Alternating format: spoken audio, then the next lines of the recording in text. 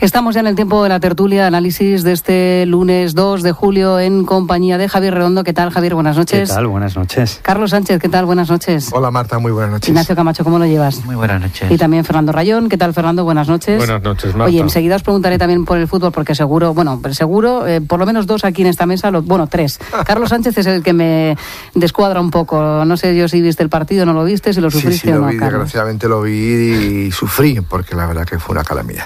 No hay más adjetivos, ¿no? Para un partido tan malo y sobre todo pues, sin ninguna carencia, sin ilusión, un equipo viejo, cansado. Yo creo que es de otra época. A ver, Redondo, pues que no tú seguramente que tienes un análisis, ¿no lo viste? No lo vi, no he visto ningún partido de España en este Mundial, he visto 20 minutos contra Marruecos, pues otras cosas, pero vamos, uno fue por decisión a conciencia, el segundo, que no jugó Coque, digo, no veo el partido, y el tercero fue por evitar un atasco, digo, yo voy a conducir cuando todo el mundo estará viendo el partido. ¿Y la radio qué pasa? ¿Que no...? Sí, lo escuché más o menos, lo escuché por la radio lo que iba pasando y parece que fue otra vez más un partido de balonmano, un tiki-taka sin propósito definido. Ignacio, ¿qué? Más que un tiki-taka, fue un tran-tran. Cansino, lento. Pero bueno, esto es lógico. Yo creo que en el fútbol y en la vida hay leyes que no se deben desafiar. Y una de ellas dice que en vísperas, cuando te juegas un objetivo importante, no haces cambios en la víspera. Y lo que hizo España fue tentar la suerte, como su propio nombre indica, es muy azarosa. Y salió Cruz. Bueno, pues nada, ahí están, en Barajas. O sea, el cambio de Lopetegui, donde ¿no? dice la leyenda dignificó la federación y la selección, el cambio de Lopetegui independientemente de los resultados. Yo sinceramente creo que fue... hombre, ahora puedes parecer ventajista decirlo a toro pasado, pero como también lo dije antes, lo puedo decir, fue un error grave, una reacción... Lo digo, ¿puedo decir una palabra fea? Una reacción... Pues sí, la puedes decir. Cojonudista del señor presidente de la Federación. Aquí mando yo, del autoritario, del español, un ataque de cuernos pueblerinos. Yo creo que todo fue un despropósito, la oferta a destiempo, el propio Lopetegui, que tenía que haber calculado las cosas, pero la decisión final es la que lo trastoca todo. España ha jugado sin entrenador en Rusia. Y bueno, no nos metamos en el terreno de los deportivos. Lo que yo quiero decir es que esto revela que también en una esfera de poder blando, como es el fútbol, una esfera creciente de poder blando, se están contagiando los vicios del poder duro de la política. Los vicios de la impremeditación, del sectarismo, de la falta de luces largas, en fin. Y bueno, esto no tiene que ver con lo que los 11 futbolistas ayer jugaran un castiño. ¿Cómo te queda, Fernando? 11 o 14. ¿Cómo hacemos esa conexión entre lo que ha pasado con la selección española y la situación política que estamos viendo? Aquí, Ignacio, rápidamente... Eso es muy difícil, pero se pueden buscar muchos paralelos. No es muy difícil así en general. En lo concreto seguro que salen cosas.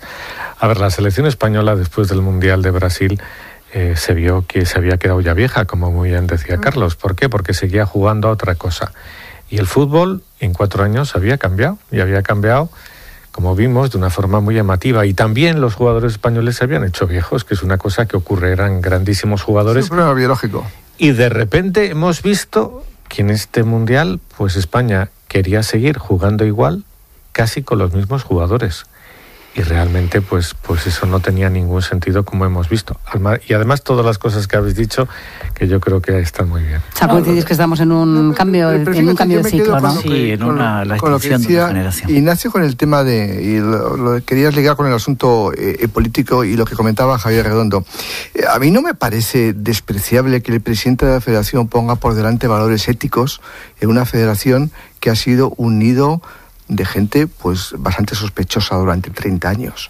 Es decir, yo creo que esa Federación Española de Fútbol... Eso es lo único que le beneficia. Quiere decir, hay veces que en esta vida, y eso lo hemos aprendido en la política española, en la política europea, por no tomar decisiones radicales, que aunque te vaya mal a corto plazo, a medio y largo plazo te vaya muy bien, al final hay que hacerlo. Es decir, si en España en el año 2008, 2010, 2011, el gobierno del señor Zapatero toma decisiones poco populares, pero que eran necesarias, probablemente España no hubiera sufrido tanto.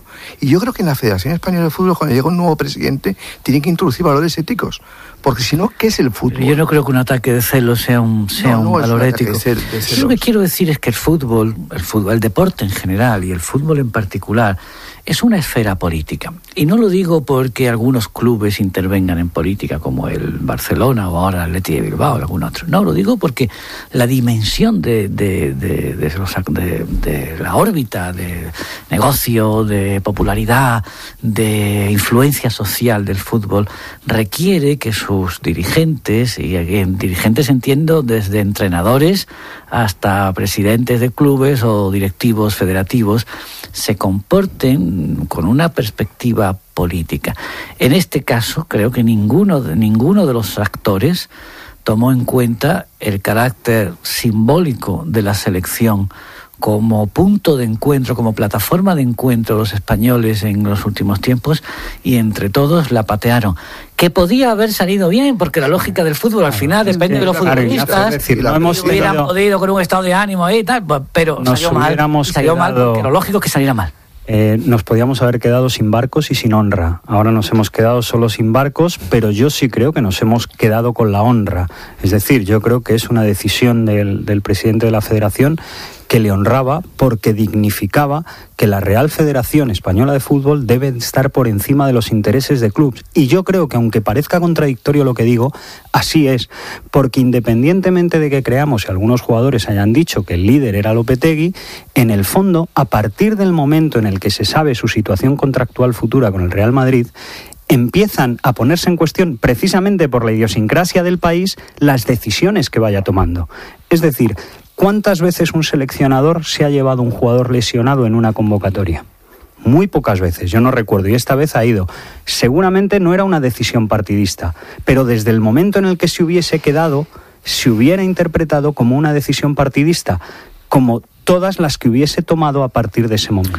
Y lo que hizo Rubiales es marginar el partidismo de las decisiones futuras, independientemente de que pusiéramos en mayor riesgo los barcos. Eso también interpela a otro de los problemas de nuestra política, que es el sectarismo de la sociedad.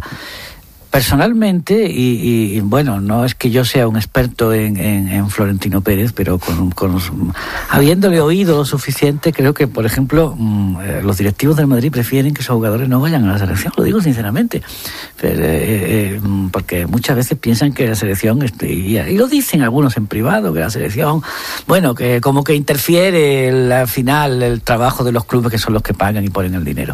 O sea que, pero es verdad que eso se hubiera interpretado así. Claro, pero es que pensar, dudar de la profesionalidad. Hubiese perdido liderazgo. Yo digo, ¿cuál era el daño que hacía, que podía hacerlo, la presencia, la continuidad de Lopetegui, que no sería el primer entrenador que ha fichado por un equipo antes de ir a un mundial? Esto ya lo han comentado mucho los deportivos. ¿Y cuál ha sido el daño real? Que España ha jugado sin entrenador. España. Sí, pero bueno, tampoco nunca sabremos qué hubiera pasado si Lopetegui se hubiera quedado. Claro, o sea, quiero decir que esto ya es... ya hubiera perdido predicamento. Esa es otra hipótesis. Hubiéramos sabido qué hubiera pasado si anuncian el fichaje de Lopetegui después del Mundial, claro, por ejemplo. Bueno, al final lo que tenemos es lo que tenemos, que nos hemos venido a casa y ya está, y que habrá que esperar otra vez para tener esa ilusión. España ha jugado mal. Y despacio.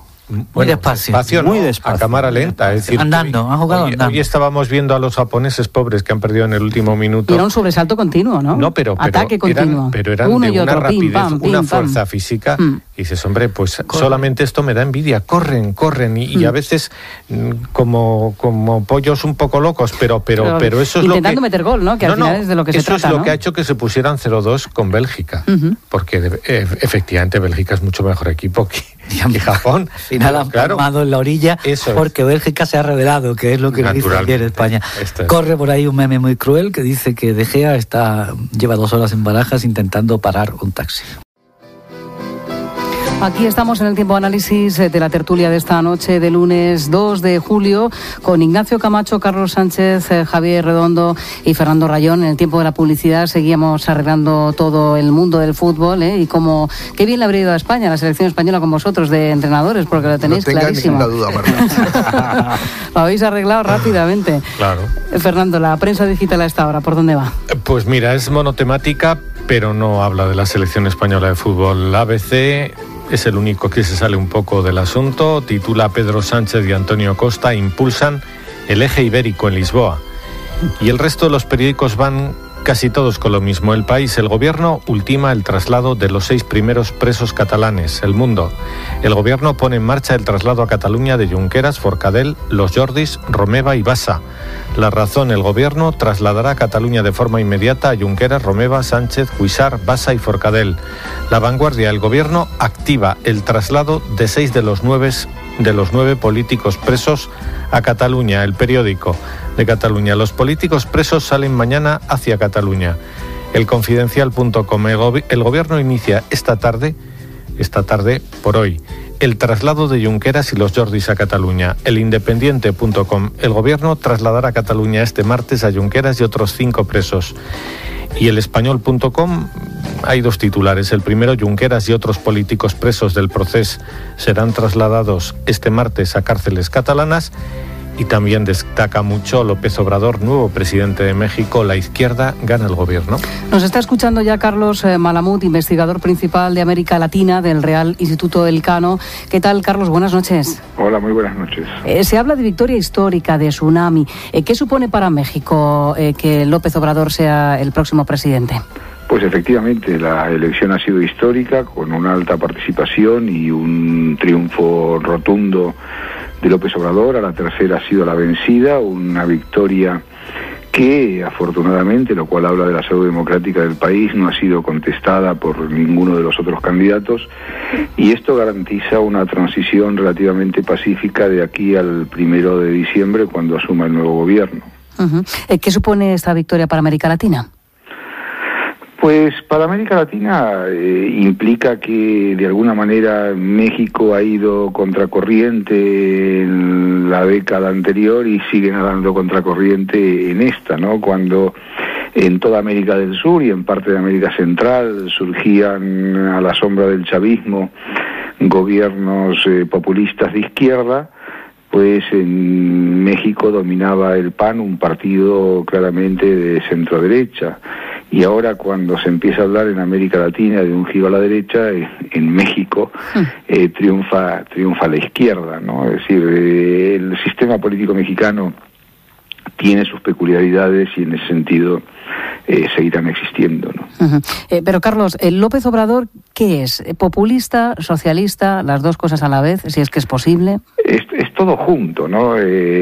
Por un lado es un gran nacionalista, no olvidemos que viene del PRI, sus orígenes están en el PRI, el partido que durante mucho tiempo fue prácticamente el partido único en México, y esto lo hace en un firme defensor de la Revolución Mexicana y del nacionalismo mexicano, ¿no? De alguna manera podríamos copiar lo de American First de Donald Trump para señalar que el programa de López Obrador podría traducirse como México primero, ¿no? Y esto es en última instancia lo que va a implicar su gobierno, un gobierno fuertemente nacionalista, un gobierno que va a mirar básicamente hacia adentro y un gobierno que va a estar muy preocupado por hacer del programa de López Obrador centrado en el combate contra la violencia y la corrupción y en mejorar a una población que está en buena parte sumida en la pobreza, en mejores condiciones sociales. Carlos, establecía ese paralelismo entre el América primero de Donald Trump, México primero de López Obrador. ¿Cree usted que puede haber sintonía entre el presidente de los Estados Unidos, Donald Trump? Bueno, ya han hablado, ¿no?, esta noche, y parece que se quieren poner de acuerdo sobre políticas migratorias, ¿no?, que fomenten el trabajo en México y que de alguna manera pues haga que menos mexicanos intenten salir, ¿no?, en busca de una vida mejor. Pero ¿cree usted que puede haber entonces un entendimiento mejor que el que había hasta el momento entre ambos países?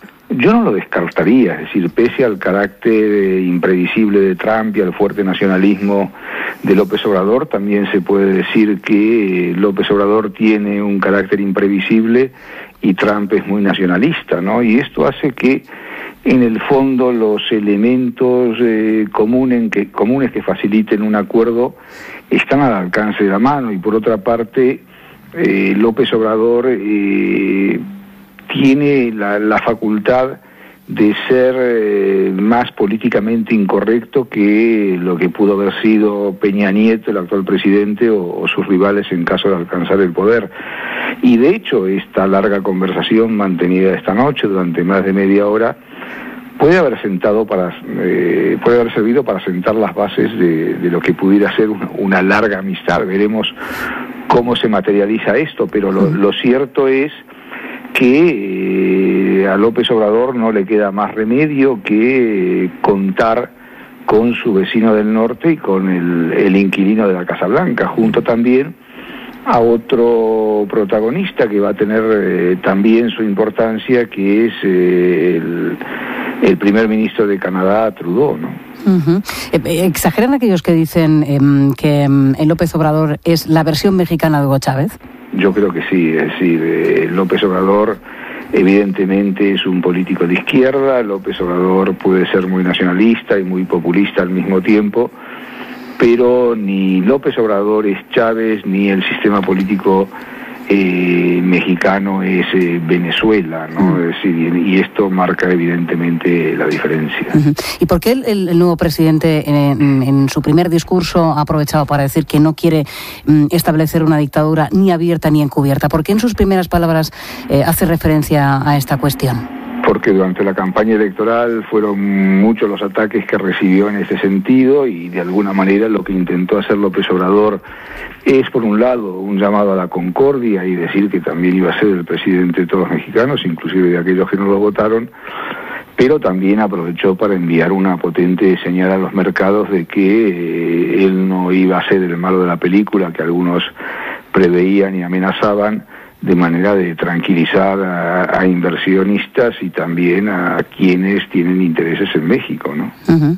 Se da la paradoja, al igual, por ejemplo, que en Italia, mirando a Europa, donde formaciones tan distantes, por lo menos en lo ideológico, en apariencia, como el Movimiento 5 Estrellas y la Liga Norte, que están gobernando conjuntamente. En el caso de México, la formación de López Obrador, Morena, se ha hecho con el poder en coalición con un partido, Encuentro Social, que en apariencia no tienen nada que ver entre sí.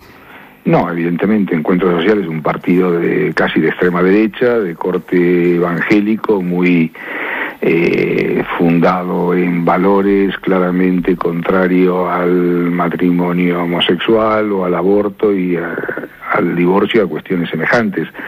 Pero no es el único caso en México. De hecho, también el PAN, el partido que gobernó antes de Peña Nieto, tanto con Vicente Fox como con Felipe Calderón, se alió con el PRD, que era el desprendimiento izquierdista del PRI, del cual luego surgió López Obrador y Morena, ¿no? O sea, que en ese sentido la política mexicana está cruzada por experimentos que de alguna manera podríamos denominar contra natura, en el cual corrientes teóricamente antagónicas se fusionan para buscar un rédito político inmediato. Uh-huh. Una última cuestión. De momento, destacaba usted que los mercados han reaccionado con cierta confianza, ¿no?, ante esta victoria de López Obrador. Pero ¿qué se puede esperar de este presidente en lo económico? Bueno, esa es una de las grandes incógnitas, ¿no? Es decir, si inicialmente la incertidumbre giraba en torno a la identidad del triunfador, con el paso del tiempo esto fue quedando más o menos claro a medida que las encuestas iban vaticinando lo que luego terminó ocurriendo, y ahora la incertidumbre gira en la manera en que López Obrador va a llevar adelante su gobierno. Se están conociendo los datos de los nombres de algunos secretarios, es decir, de los ministros. Parece ser que va a ser un gabinete paritario, y todo indica que de alguna manera intentará llevar adelante una política que, por un lado, respete el sistema capitalista, pero intentando marcar una impronta en el tema de hidrocarburos. El petróleo y Pemex son dos elementos centrales y consustanciales al nacionalismo mexicano, y supongo que en ese sentido podrá plantear un cierto retroceso de la reforma energética de Peña Nieto, pero que en otros aspectos, como la electricidad, por ejemplo, las energías renovables, supongo que seguirá impulsándolas. Carlos Malamud, investigador principal de América Latina del Real Instituto del Cano, gracias por haber estado con nosotros en esta linterna. Un placer, buenas noches. Bueno, Carlos, las decisiones que tome López Obrador en materia económica nos interesan y mucho, ¿no? Porque España tiene intereses en México importantes. Sí, nos interesa mucho porque tenemos, creo que son como 12 mil millones de euros invertidos en México. Pero yo, como bien dice Carlos Malamud, me da a mí la sensación de que México es un camino hacia la democracia sin vuelta atrás. Y cuando hablo de democracia también hablo de los acuerdos comerciales. México es el país del mundo probablemente que tiene más acuerdos de libre comercio con otros países, acuerdos bilaterales. Y eso no lo va a volver atrás. Es decir, por muy nacionalista que sea AMLO, López Obrador, al final lo que ha demostrado la apertura de la comunidad mexicana es que es probablemente la economía que mejor ha funcionado en situación de crisis. Es decir, y ese choque de nacionalismos que puede plantearse entre Trump y AMLO, yo creo, y López Obrador, yo creo que no se va a producir, porque ya digo, la economía mexicana es una economía extraordinaria, muy abierta a todo el comercio mundial y nadie la va a echar para atrás porque está muy consolidada la democracia. Entre otras cosas también porque el propio sistema administrativo de México es muy complejo, es algo parecido al español, es un sistema federal donde los estados tienen muchas competencias y por lo tanto la capacidad que puede tener el presidente de la República en mover todo ese ingente aparato administrativo, aunque haya ganado por mayoría absoluta en 30 de los 32 estados, es muy difícil, no hay marcha atrás. En México va a ser una economía muy abierta y muy competitiva. Bueno, las empresas que están en Estados Unidos, en Estados Unidos y en México, ganan más dinero en México que en Estados Unidos, las compañías españolas. Me refiero además a grandes empresas, como has dicho, hay grandes bancos, el BBVA, sí, Bancomer, etcétera. Tienen unos beneficios mayores y es porque realmente es un sitio donde el libre mercado es una realidad.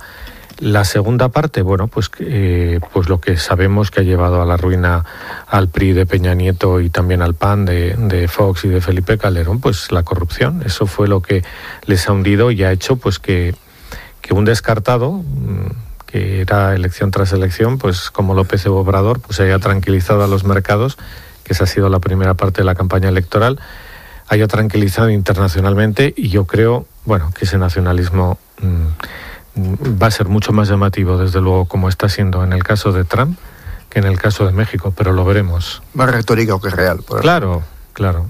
Sí, de hecho, también le ha beneficiado. Es decir, yo creo que el nacionalismo proteccionista de Trump ha beneficiado y propulsado, a su vez, como contraefecto, el que López Obrador pudiera reivindicar el nacionalismo mexicano. Pero yo estoy muy de acuerdo con el profesor Malamud, que ha intervenido y ha dicho que evidentemente no es comparable a la Venezuela de Maduro. Yo estoy de acuerdo con Carlos. México es un país que además podría ser mucho más de lo que es. Es decir, es una gran potencia en recursos humanos y recursos naturales. Lo único es que le falta todavía armar un Estado sólido. No acaba de ser un Estado completo, no es un Estado fallido, aunque en muchas regiones sí lo es.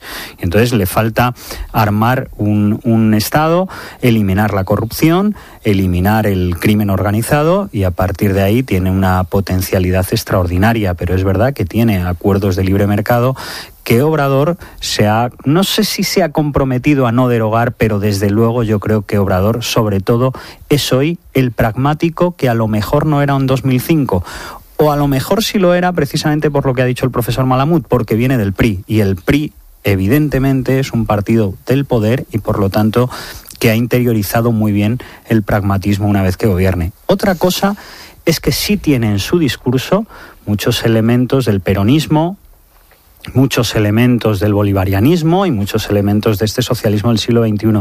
Pero es una cuestión discursiva, porque yo creo que aquellas... Estética.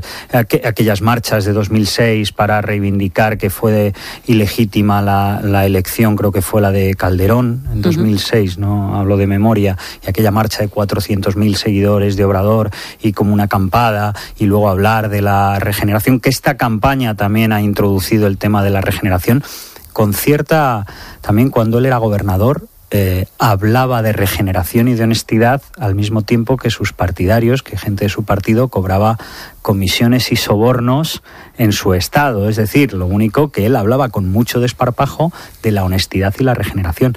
Ese mismo mensaje es el que ha enarbolado en estas elecciones, con algo que tú has preguntado y es esencial, Marta, y es también el captar o pescar de otros caladeros en el pacto con este partido conservador. Uh-huh.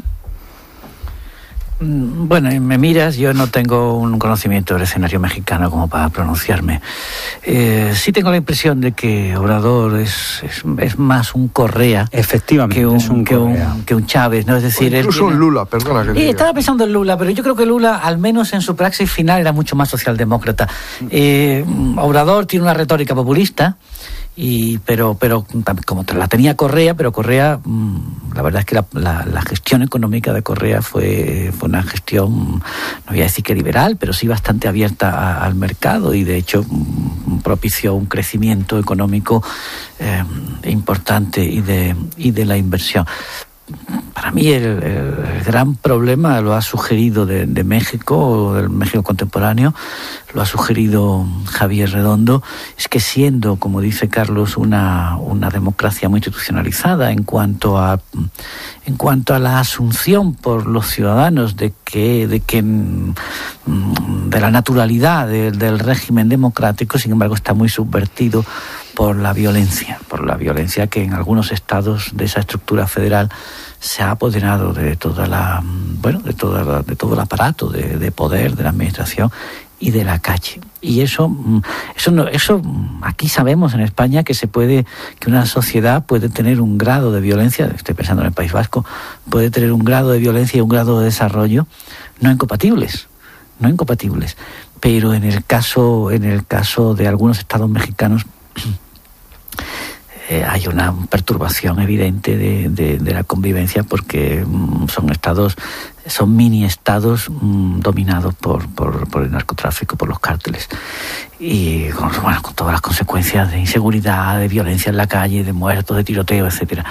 Bueno, vamos a ver cómo reacciona Obrador, pero insisto, México ha demostrado que se puede convivir con ese grado de violencia y sin embargo ser una sociedad con un grado de desarrollo. Pero fíjate, hay una cosa en eso, evidentemente los paralelismos serían absurdos, pero bueno, hay ciertos aspectos que llaman la atención, bueno, porque son ciertamente parecidos con la situación política en España. Al final, en México, lo que el cóctel mortal, digamos, para el Partido de Acción Nacional o para el PRI, ¿cuál ha sido? Es decir, el cóctel entre violencia y corrupción. Es decir, al final, una economía tan potente como la mexicana, pues no lo capitaliza el presidente de la República saliente ni su partido, la capitalizan otros. ¿Por qué? Porque hay veces que en política, tiene que ver con lo que hablamos anteriormente con el tema del deporte, hay veces que la ética, la política, en sentido puro, pues sea por delante la buena gestión económica. El cansancio de la gente con una corrupción permanente y la economía pesa menos de lo que normalmente dicen los políticos. Hay muchos políticos que piensan que la economía es la que gana y pierde elecciones, y efectivamente hay veces que sí. En el año 2011 gana el Partido Popular por mayoría absoluta, evidentemente por una situación económica calamitosa. Era un drama como estaba la economía española en diciembre de 2011, y ahí el peso económico es muy importante. Pero al cabo de los años, cuando la situación se normaliza, los electores no miran hacia atrás, no miran cómo estaba España en el 2011, sino miran hacia adelante. Podemos seguir gobernados por un partido inmerso en mucha corrupción, tanto en México como en España. Evidentemente las diferencias son muy distintas. A mí lo que me queda la duda, y no tengo ningún dato para resolverla, es hasta qué punto puede haber pesado en una parte del electorado mexicano la contrafigura de Trump, es decir, la idea de que frente a un nacional populista hostil a México, México se rearme con un nacional populista que al menos retóricamente le haga frente a la parte de su campaña. Parte de su campaña ha sido que Peña Nieto hacía de felpudo de Trump. Sí. Y entonces, frente a la regeneración, el felpudo de Trump, y luego esa cosa que dice Carlos, es muy interesante. él hablaba de nuevo tiempo. Igual que aquí se hablaba de nueva política en 2015, él hablaba de fin de época. Pero eso es un clásico de la política. Claro. En todos los países hay candidatos que dicen, llega un nuevo tiempo, el nuevo tiempo soy yo. Claro, sí, pero bueno, pero es la crisis de los partidos tradicionales. Claro, o sea, crisis que de los partidos tradicionales, el PRI, que es un partido no dominante, es un partido hegemónico. 70 años México, estuvo, ¿no? Estuvo 70 años en el poder y claro, cuando ganó Fox, es que fue un acontecimiento, porque y luego aguantó, yo creo que 2 legislaturas el PAN, pero realmente lo normal es que gane el PRI. Ahora viene López Obrador, sale del PRI, pero da la sensación de que se lleva por delante el sistema tradicional de partidos con un mensaje de regeneración y con un mensaje de fin de una época. Se inicia una nueva época en la que además México, que es lo que dices tú, Ignacio, va a mirar cara a cara a Estados Unidos, porque Peña Nieto ha sido el felpudo de Trump. Fijaros esto que decís, hasta qué punto a veces el lenguaje crea categorías de pensamiento que establecen marcos de hegemonía. A ver, traduce, Ignacio. Íñigo Errejón. Sí, parezco el radiador, del núcleo irradiador. Traduce, Ignacio. Sí, pues que la idea del cambio, de lo nuevo, es una idea que es un marco semántico positivo.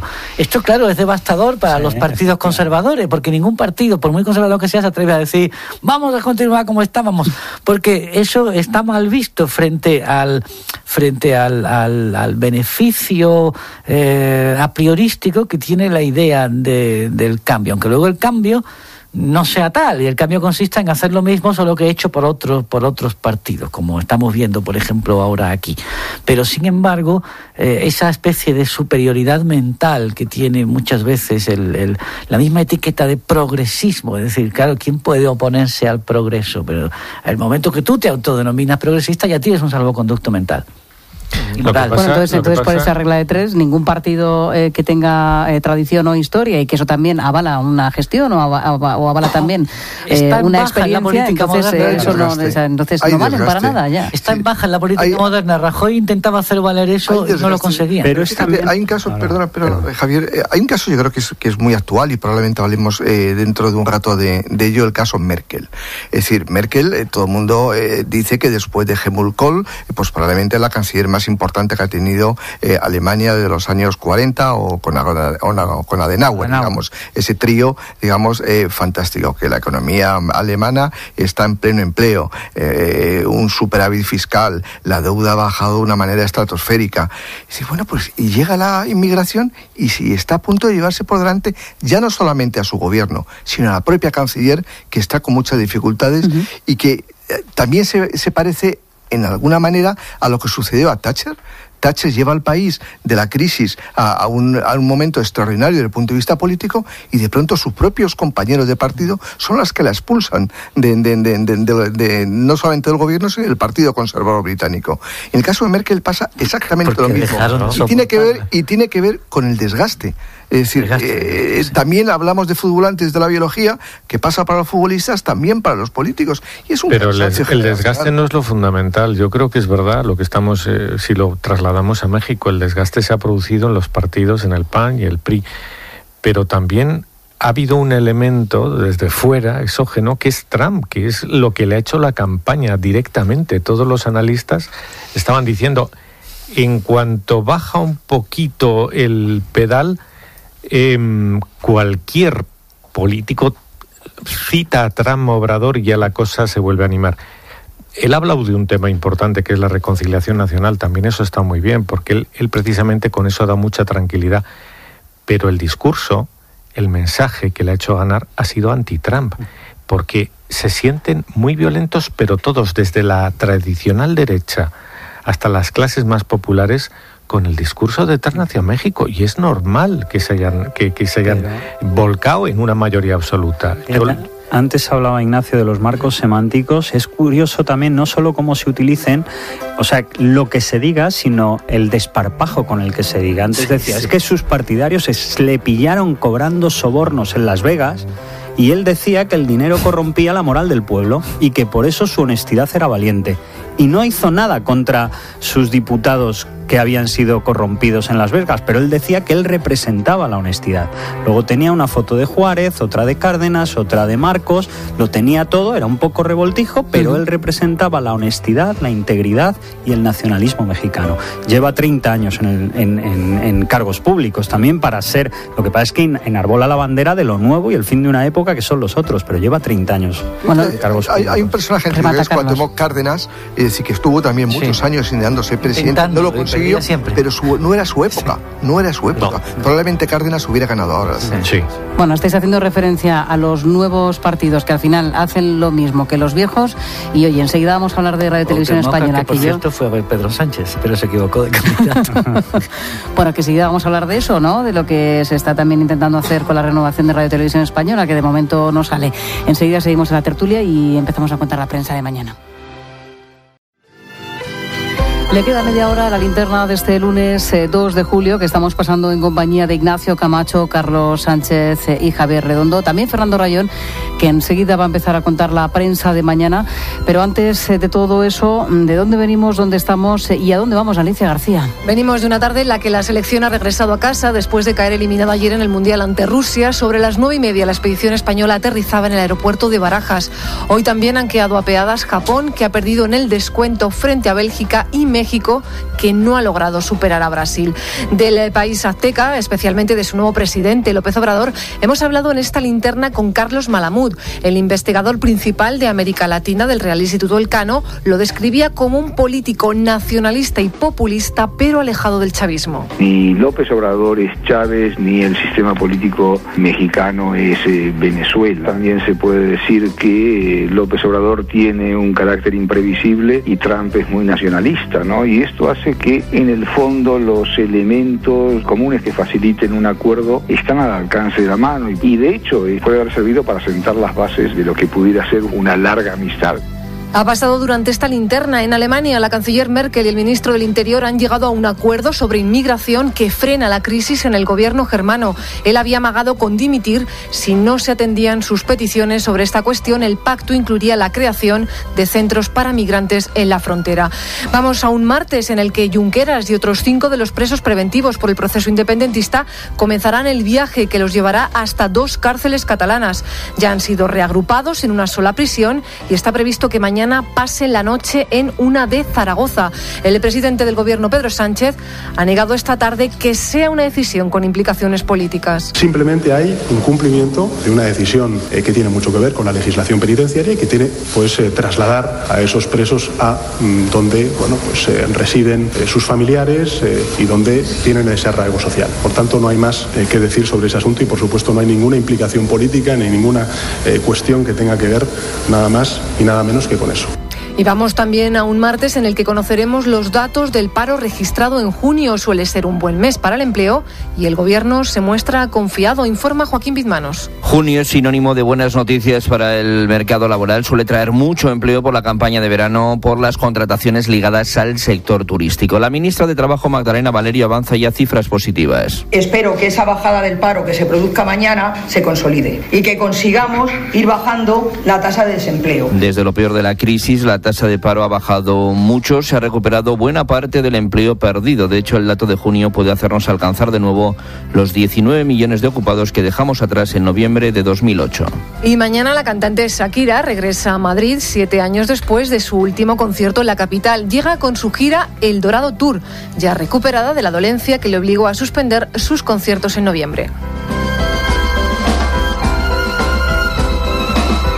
Y los oyentes que han dicho en esta noche del lunes, Andrea Carrasco. Los oyentes hablan de la intención del gobierno de que los autónomos coticen solo por sus ingresos reales. Juan Antonio dice en Facebook que es lo más razonable que ha oído mucho tiempo. Josefa cree que va a ser muy difícil saber cuánto facturan muchos autónomos y Alberto piensa que si esto se aplica, muchos dirán que facturan menos para cotizar menos. También nos comentan en Twitter, Carlos considera que tendrán que pagar en función de si facturan o no y las cuantías, y Gaspar piensa que una medida así sería lo justo para este colectivo de trabajadores. Recta final de la tertulia de este lunes con Ignacio Camacho, Carlos Sánchez, Javier Redondo y Fernando Rayón. Fernando, la prensa de mañana, vamos a empezar a contarla. Pues mira, en clave catalana, por ejemplo, la primera noticia del Mundo, la portada del Mundo, está dedicada al presidente Sánchez. Sánchez cede al separatismo el control de los presos del Procés. Y leo los sumarios. Al mes de recibir el apoyo de los independentistas para ser investido, autoriza el traslado de 6 cabecillas del 1 de octubre a cárceles catalanas. La Generalitat les podría otorgar beneficios penitenciarios. El director de prisiones del Govern, apoyo a los presos políticos y lazo amarillo. Esa es la noticia. Esto se viste de otras... Bueno, también está en la página 2 de ABC. Junqueras y los Jordis irán a cárceles catalanas. Forcadell, Romeva y Bassa también serán trasladados. Así lo cuenta. Y luego hay 2 sumarios en ABC. Torra concede al fugitivo Puigdemont las prerrogativas del expresidente. Ese tema a mí me parece incluso más grave que el de los presos. Y hay un segundo sumario. El gobierno deberá ceder ante Esquerra Republicana de Cataluña o pactar con el PP para renovar Radio Televisión Española. Bueno, a ver, que estamos entrando ya en diversos temas. Lo de pactar con, y acabo ya con Esquerra Republicana, tiene que ver con Cataluña porque leo en La Razón. Esquerra Republicana de Cataluña exige un referéndum pactado para desbloquear Radio Televisión Española. Bueno, a ver, por partes. Vamos a empezar. Si os parece, empezamos con el tema de los presos. Decía Pedro Sánchez esta noche en Lisboa que simplemente se está cumpliendo la ley, es decir, el juez del Supremo Llarena no se oponía al traslado de estos presos preventivos a Cataluña porque ya había terminado la instrucción, porque no les va a volver a llamar a declarar, y Interior hoy pues autorizaba ese traslado. Sin embargo, decía la ex vicepresidenta del Gobierno, Sáenz de Santamaría, que no se está cumpliendo el Estado de Derecho, que esto es una decisión política. A ver, yo creo que eso de decir que es que se está cumpliendo la ley, no, se está aplicando la ley, se está actuando dentro de la legalidad, como no puede ser de otra manera. Pero es una decisión política. Es una decisión política que atañe al Ministerio del Interior y a prisiones, y en función de la potestad y del poder que tienen y de las funciones y atribuciones que tienen, pues toman esta decisión, que además, digamos, está avalada o tiene el aval del juez Llarena, que dice que no hay motivos para mantenerles en prisiones de fuera de Cataluña. Nada más, es una decisión política y es dentro de la ley. No es la aplicación de la ley. Tan aplicación de la ley era mantenerles donde estaban que llevarles a prisiones de Cataluña. Pero claro, es que es verdad que el juez Llarena ha dicho: hacer lo que queráis, yo no los necesito. Bastante aquí, tengo ¿no? con lo mío, ¿no? Ha venido a decir: yo no los necesito aquí ya. Pero esto supone, y hay que decirlo con toda claridad, dejar a los presos por el golpe bajo la custodia de los que dieron el golpe. Esto es estrictamente lo que supone esta decisión. Y añadida a que Puigdemont ha pedido una oficina de expresidente con su correspondiente dotación, su coche, su sueldo y su personal de apoyo. No, el sueldo ha dicho que no. No lo quiere. El sueldo no, pero que tiene el de diputado, ¿no? Pero, bueno, claro, pero no lo necesita. El diputado. Pero, y su personal de apoyo. Y al parecer se lo han concedido, eso ha dicho el Sartadi, sí. Está tan claro. Claro, se lo han podido conceder porque el gobierno previamente había retirado el control de los fondos de la Generalitat. Esto, simbólicamente, es una vergüenza. O sea, esto es una vergüenza. Que haya un prófugo de la justicia financiado por el Estado español, con tratamiento de prócer, de VIP, en el extranjero, fugado de la justicia española y financiado por el Estado español, porque la Generalitat de Cataluña es el Estado español, a mí me parece una vergüenza. Y añado una tercera vergüenza en ciernes. ¿Os acordáis de aquella frase de Pilar Ruiz, la madre de Pagaz Arés, dirigida a Pachi Arés? Harás cosas que no se le harán la sangre. Seguramente entonces no se imaginaba que se puede ver en la calle Santipotros. Y no digo más. Bueno, yo creo que vamos a ver, yo creo que muchas veces en política son tan importantes las formas como el fondo. Y yo creo que primero, creo que tienen derecho los presos para estar más cerca de sus familias, porque nunca puede ser una pena añadida el castigar a tus familiares por el hecho que tú estés en prisión. Si el juez ha acabado la instrucción y el juez no pone ninguna pega porque ya prácticamente está liquidado el asunto desde el punto de vista del procedimiento, pues yo creo que lo razonable es que vayan a Cataluña. Eso creo que no hay ningún tipo de discusión. El problema, una vez más, son los tiempos políticos. Sí, porque eso ya mucho tiempo sin declarar ante el juez. Llevan ya algunos meses sin declarar ante el juez. Y entonces uno se pregunta, ¿por qué no se hizo hace 2 meses? ¿O por qué no los partidos políticos, en este caso el Partido Socialista, lo planteó abiertamente? Los presos tienen que volver a Cataluña. No No lo hizo, bueno, porque políticamente en aquel momento pues te podría tener un desgaste, podría tener un coste. ¿Qué es lo que sospechamos ahora muchos? Pues evidentemente cuando ha habido una moción de censura, pues hay un precio político a pagar. Y el precio político a pagar es acelerar este proceso de llevarlos a Cataluña. Claro. Entre otras cosas, porque además ha coincidido en el tiempo, de nuevo el tiempo, con lo de Radio Televisión Española. El presidente del gobierno ganó la moción de censura diciendo que no había pactado con nadie. Pues a las pocas semanas nos encontramos con que le había entregado como un trofeo al señor Pablo Iglesias Radio y Televisión Española. Entonces hay razones para pensar que hay mucho más allá del simple acuerdo razonable de llevar a los presos a Cataluña. Creo que no es tanto un pago por los votos pasados, que también, como un pago por el apoyo futuro, o sea, por el sostenimiento del poder. Pero claro, siendo verdad todo esto que dices, y que efectivamente pues les puede corresponder en derecho, sobre todo teniendo en cuenta que el juez instructor ha dicho, bueno, por mí no hay inconveniente, pero es que, claro, como tenemos el país que tenemos, que resulta que porque hemos hecho el reparto que hemos hecho, digo, en general, los españoles, los ciudadanos, el Estado, desde la transición, es que resulta que la Generalitat de Cataluña tiene las competencias de prisiones. Y esto quiere decir que tiene la competencia sobre beneficios penitenciarios. Sobre beneficios penitenciarios. Entonces, claro, esto ya dota al asunto de una categoría diferente, de un rasgo diferente, porque podemos ver beneficios penitenciarios. Pero si es que lo ha dicho Javier, es que a los que seguramente si se los aplican será porque también tienen derecho. No, es que han salido Ignacio, unas imágenes de las cárceles donde van a ser trasladados con unas piscinas estupendas y unas... Que estemos hablando de la legalidad. Ninguna cárcel es un hotel. Claro, otra cosa es que se convierta también en un lugar de peregrinación de lazos amarillos. Pero tampoco eso es importante. Yo creo que lo importante, lo sustancial es que Pedro Sánchez está preparándose para ganar unas elecciones y sabe que parte de esa imagen la va a ganar en Cataluña también, donde era un partido fuerte y hegemónico. Esa es la realidad. Entonces está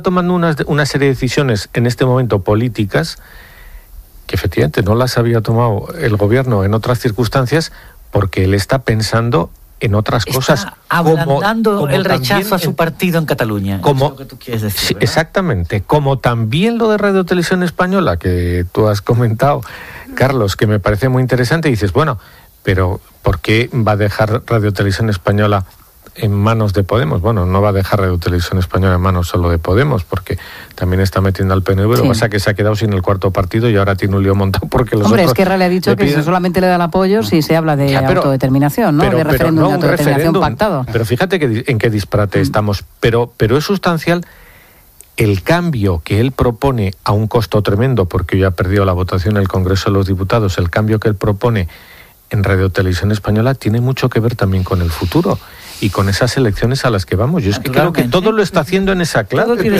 A ver, Javier, tú no veías claro, ¿no? Que esto vaya a favorecer al PSC. Yo, al revés, yo creo que son decisiones impelidas por el momento, pero no pensando en las elecciones, sino en el mantenimiento del poder a corto plazo, porque no son decisiones que le van a dar réditos electorales.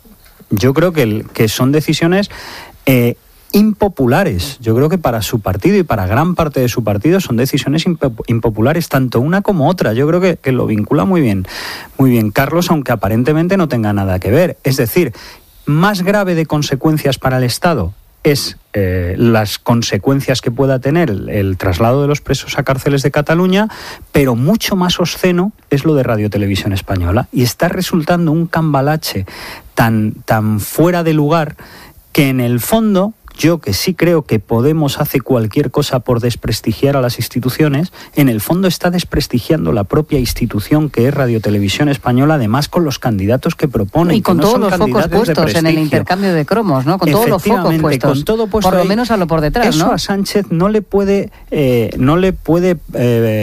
traer buenas consecuencias ni beneficios, porque en el fondo Javier se está aproximando a la idea de televisión manipulada, de televisión partidista, de televisión controlada por el poder, y eso está digamos, en la calle. Pero fíjate, este intercambio de cromos que decía Marta, a mí me da la sensación de que, bueno, porque es el tema que estamos hablando hoy, porque se ha tomado la decisión hoy, porque mañana estarán ya, que además van a hacer noche en Zaragoza, en una prisión. Volvemos a los presos. De Zaragoza a los presos, volvemos a los presos.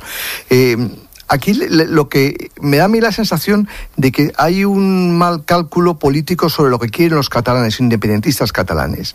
Y como piensa el presidente del gobierno que se van a conformar con que los presos estén en Cataluña, simplemente es un gran error estratégico. Pero es que él no va a eso, él va a sus votantes. Para sus votantes en Cataluña le puede ablandar en Cataluña, pero le puede endurecer en el resto del Estado. Si hubiera oposición. Y al Partido Socialista lo que interesa, hasta lo que yo sé, es el resto del Estado y no tanto Cataluña, si quiere mantenerse en el poder. Bueno. Es decir, pero me da a mí la sensación de que ahora este es el caramelo, que podemos entrar en él y discutir mucho, pero el problema de fondo sigue sin resolverse.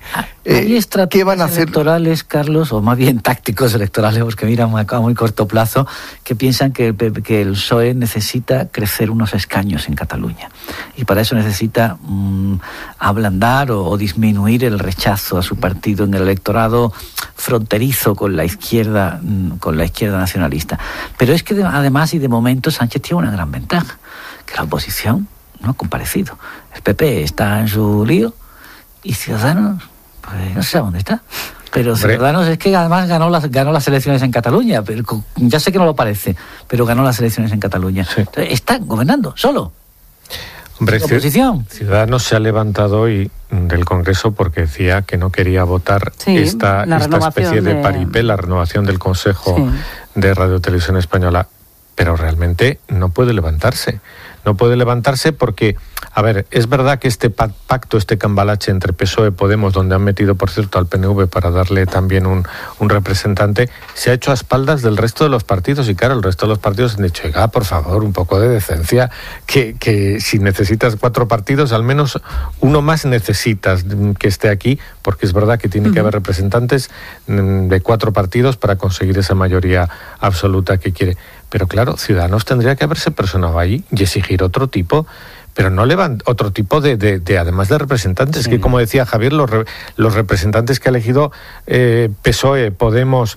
bueno, el PP sí que ha planteado una lista, el PP sí ha planteado una opción, sí ha planteado una lista. Y el PP tiene mayoría en el Senado, lo cual le da pie o la oportunidad de nombrar... Porque son 6 en el Congreso y 4 en el Senado. 6-4. Entonces tendrá los 4 del Senado, el Partido Popular, si no pacta nada con el PSOE para el Congreso, tendrá que poner los 4 suyos, que son los que todavía lo acusarán de autoritario. Claro, y todavía lo fijaros lo que decíamos antes del desparpajo con el que se dicen las cosas. Hoy una diputada de Podemos ha dicho que su partido está tratando de contribuir a acabar con el reparto partidista de los consejos y pero a mí, fíjate, yo en eso que el Partido Popular yo creo que comete un gran error entrando a negociar y entrando a situar a consejeros de los 10 a través de un decreto ley que el propio Partido Popular ha dicho que lo va a llevar en el Constitucional. Es decir, me parece que simplemente es una mala política y volvemos a hablar de la buena política y de la mala política, de lo que es la ética,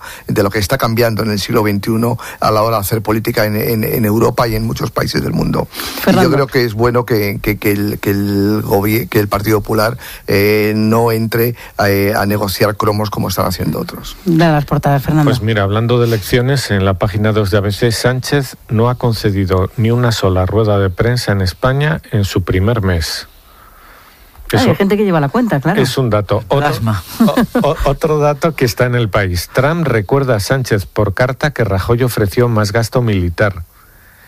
Y una noticia que no... Eso le va bien a Sánchez. Sí, le va muy bien, claro, porque se enfrentará a él y dirá que no, etcétera. Y luego en El País también, Merkel llega a un acuerdo con sus socios bávaros y zanja la crisis.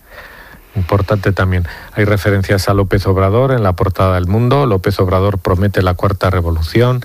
En El País, López Obrador arrasa y gira a México hacia la izquierda. Y luego está pues el lío de las primarias del PP, que también tiene su lío.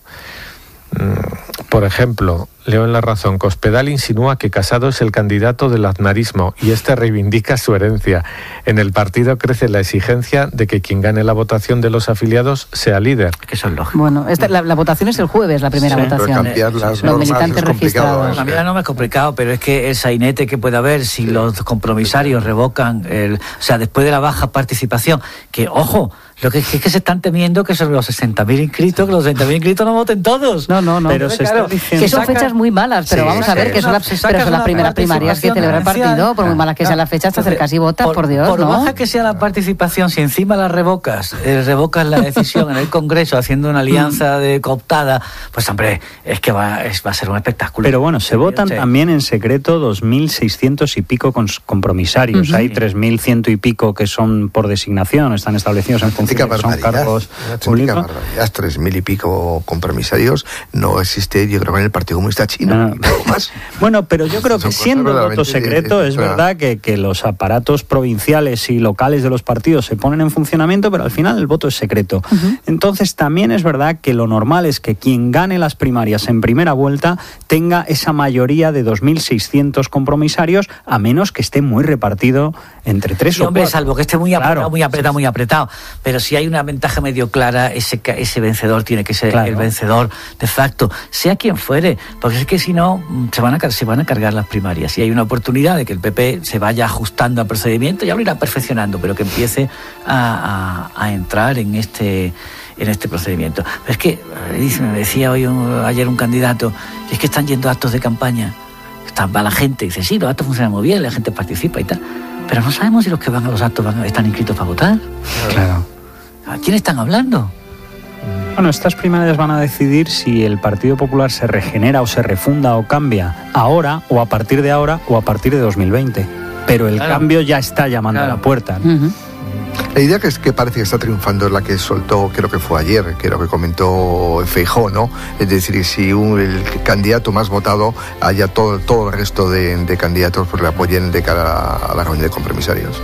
Fernando, ve completando. Pues mira, completando en la página 2 de ABC, hablando de este mismo tema, el voto de protesta de Casado pone en alerta a Cospedal y Santa María. Los populares asumen que quien gane en la primera vuelta debe ser el presidente, salvo empate técnico.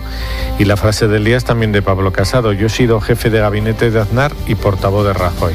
Eso lo dice. Y también destaca ABC en la página 2, condenada una trama corrupta en Barcelona liderada por un antiguo diputado del PSC, lo habéis dicho en las informaciones, precisamente Andrés García Sáenz, alias Luigi. Penas de hasta 7 años de cárcel. Y exaltos cargos también de sigo, ¿eh? El 3% ahí sigue si dando la matraca. Si el presidente de la Diputación de Valencia del PP hubiera dimitido, ¿no estarían haciendo scratches mediáticos por las calles? Pues sí, pero fíjate, este es un antiguo diputado del PSC y ahí lo tienes. Y nadie dice nada y solo lo da un periódico pequeñito. ¿Alguna cosa más, Fernando? Lo dejamos aquí. Pues bueno, ya no te cuento, ha vuelto la selección y aquí empieza ahora el desfile. ¿Sabes quién es el que está mejor posicionado? ¿Quién? Pues yo creo que de momento, según lo estoy viendo, Quique Sánchez Flores. Bueno, me gusta mucho. Pues ya lo sabíamos. Entonces sí verás todos los partidos de España, con ¿no? Quique sí. Tenemos que dejarlo aquí. Gracias, Javier Redondo. Gracias, Javier. Gracias, Carlos Sánchez. Gracias, Ignacio Camacho y Fernando Rayón. Gracias, como siempre. Gracias. Volveremos mañana, martes 3 de julio. Santos Tomás, Apóstol, León II Papa y Heliodoro Obispo. En el control técnico, Miguel Ángel Nicolás. En la producción, Belén Montes. Y la coordinación general, Alicia García. Al micrófono, Marta Ruiz. Gracias y hasta mañana.